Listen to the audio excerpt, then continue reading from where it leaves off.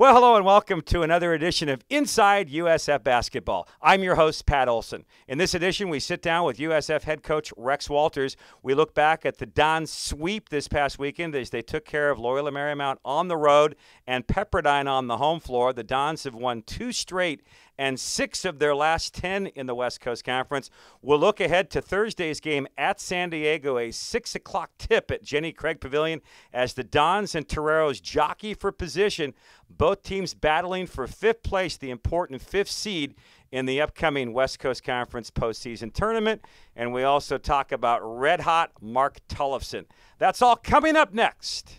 Well, Coach, as we open up here, let's first look back at last week. You had 2 wins. Let's start with the Loyola game in Los Angeles. Great first half, struggled a bit in the second half, but the key is you found a way late to get it done. Your thoughts on the win against the Lions? We came out, we shot the ball really well, got good looks. They made some adjustments. They really tried to take the ball out of Cody's hands, get more physical with us. I thought they did a great job, Loyola Marymount, on the offensive glass.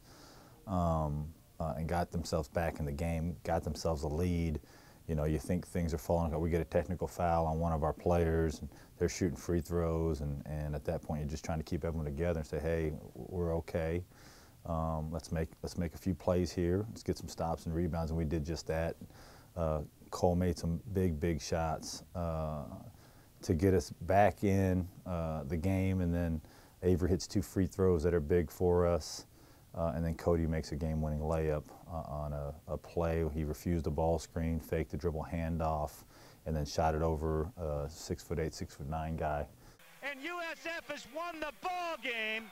Cody Doolin. So it was a good win. A lot of guys stepped. I thought Mark was fantastic in the first half. So it was a good win. Loyola Marymount, people don't understand. I mean, you're going to get their best effort. They're circling every game, saying this is the one that could relieve some pressure when you're injured and hurt and down. You're just looking for any opportunity to have life, and so you're going to get their best effort. And I thought we got a great effort from Loyola Marymount, and we found a way to get a W. On the home floor this past Saturday, you take care of the Pepperdine Waves, a ball game that you trailed much of the game, even into the second half behind. But you put on a late spurt like your team has done a lot this year, and you make some big plays down the stretch again. Another great game for Mark Ellefson. I jokingly said to our team coming into the locker room, I said, you guys trying to kill me. You're trying to give me a heart attack because that's the only way they can get rid of me. I got 4 more years on my contract, so that's one way they figured maybe they can get rid of Coach. But Mark was fantastic. Made some big shots for us as well. Made some big plays on the defensive end for us.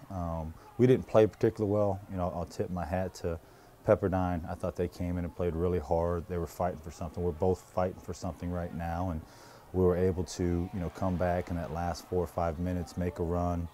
And do just enough to get a W. You mentioned Mark Ellefson. Expand on him a little bit because you have starred him the last 2 games, and he's really come on. You can really see the growth of him as a player. Well, as a coach, you're always looking at numbers. You're looking at numbers, and the number that sticks out with Mark is weight. You know what I mean? And unjustifiably, that's not what he's about. He's about making plays, rebounding. He gives us a defensive presence. He's a stretch 4 that can play the 3, and right now he's playing the 5. He had a great game, for us, made some big plays. Very difficult matchup, both offensively and defensively. Although he lacks weight, he's really long and can bother shots and be a good post defender. And the best basketball is ahead of him. It really is. He's still finding himself. We were shooting around today. And he's matching me, from the 3-point line. Not a lot of guys can match me, and he did a pretty good job of it. So I really do. I'm excited for his future. Before we jump to the San Diego game, give us the health update on your sophomore guard, Chris Adams. I know he was under the weather, not able to go against Pepperdine. In fact, was not in the building for the Dons Waves game. What's his status as the week progresses? Well, it's a really scary thing. Chris and Mark are really close, and those guys have gone through some tough times together. And then he's starting to play some really good basketball, and the next thing you know, he's in the hospital getting tests, blood work done, different types of things to rule out scary things. As a coach, it brings reality slaps you right in the face about what this thing is really about. Thank goodness the tests have come back negative. They're still trying to figure out exactly what it is, but they've ruled out some very dangerous things, and we're hoping that he's back on his feet. He's going to class. We didn't practice today, but he'll do some stuff tomorrow to get his wind back a little bit, and maybe Wednesday he may practice, and then we're hoping for a possible availability Thursday. Discuss this matchup with the Toreros. Your team has a chance to move into 5th place with a win in San Diego. I think that'd be tremendous for your club, given the slow start, given the youth on this team, and it's a big game down in Southern California this coming Thursday. It is. Obviously you want to fight for everything you can get. And we did drop some games, some close games early in conference. We were kind of reeling after a great start. We started out like 5-1. And then the schedule just ramped up to a whole nother level with some road games as well, and it's always hard to win on the road. And so we go into conference with not a lot of confidence, but we kept fighting, in just about every single game with a chance to win. And then, when the dust kind of settles, you say, hey, we got a chance to still be 5th, and that's what we're going to be working on tomorrow and the day after before we head down to San Diego. They're a good team. They're very well coached. Got guys that can really shoot it like Johnny D. Got good post presence in Chris Manresa. Got good point guard play in Chris Anderson, and it'll be a tough game. You mentioned Anderson and D. Talk about their guard play, because I've been impressed with both those guys. They're both sophomores, so they're going to be around for a while in this league. Yeah, well, Chris Anderson is just I think he's just a winner. You know what I mean? He'll walk in the gym, and you wouldn't differentiate him from just a regular student. 5'10" on a really good day. Maybe $150, $160 in terms of weight, but he just makes winning plays, and he's got great energy, great leadership qualities, knows how to get his players going, get his team playing on the same page. Just a real, good point guard. In a great point guard league, he's overshadowed by some guys, but he's only a sophomore. And then you got Johnny D, who doesn't look like much. He's 6 foot on a good day, can really shoot it. Great confidence in his ability, because I think he's a worker. I mean, I would have to say the guy's got to be an unbelievable work on his shot. They run a lot of different things for him. Sometimes as he goes offensively, they go, and he's a great challenge because he's a never die, always going to work, always going to grind, and can really shoot it and score it in some different ways. Your team has had a remarkable run on the road in West Coast Conference play. As a young team, your club is 4-3 on the road. Haven't played as well at home. What has it been about the road that has had this team pull together away from Memorial Gym? I think with this group in particular, and you can never tell with each individual group, but the distractions are gone now when you go on the road. It's just us. You don't have to worry about ticket requests. You don't have to worry much about parents. You don't have to worry about friends, family, girlfriends, this, that, and the other. And now it's just about us. You're going to room with your roomie. Everything's about getting this W.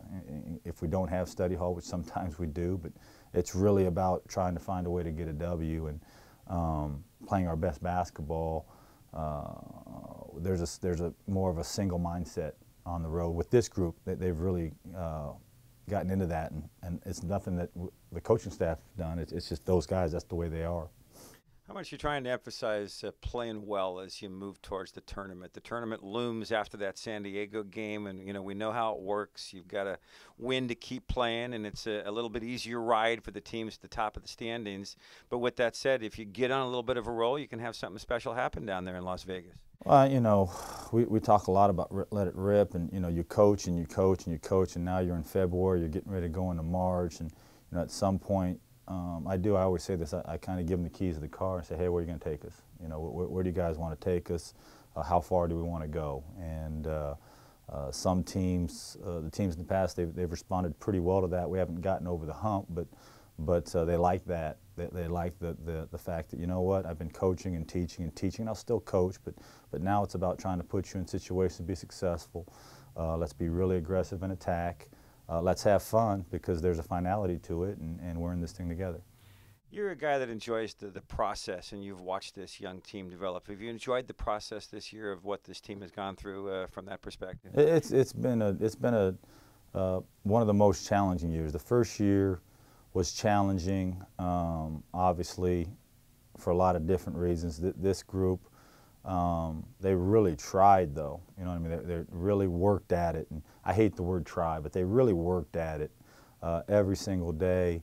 A lot of things that they didn't understand, some things they still don't understand as freshmen that they'll figure out later on after the season when they can look at it from a different perspective, watching tape, watching themselves.